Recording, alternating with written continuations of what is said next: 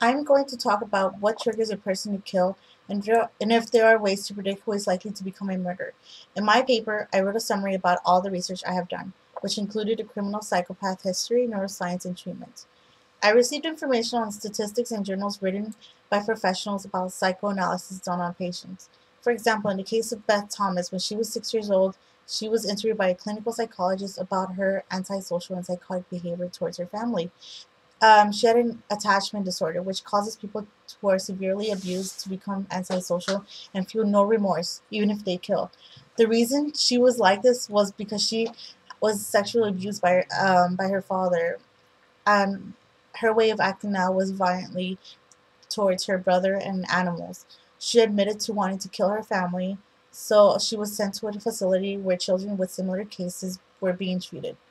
After a while of therapy and um, help with a psychologist, she was able to progress her life and change for the better after being exposed to an open, friendly environment. This point is the point is, as these children uh, grow up to be violent and bad, they tend to follow the footsteps of their parents or people around them, just like the infamous case of Ed Gein, where his mother used to treat him in a strict way, where he was raised in a religious matter, and his mother would like always tell him that he it is inappropriate or it is not right to think about women. And as he got older, he started becoming violent towards animals and became a gravedigger as an adult and dug up the bodies of women, and he wore the body parts. And it was just a way of how he reacted as an adult to having towards having a bad childhood. He became one of America's most infamous killer.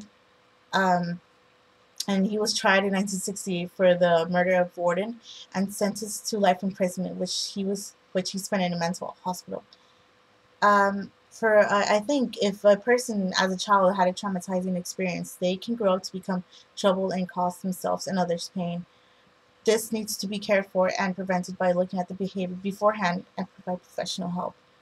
As one of my research authors stated, that the criminal psychopath history, neuroscience, treatment, and economics is information about how these affects youth and adults in the bad health issues they receive because they are neglected, because they are soon to be dangerous and not wanting to be taken care of.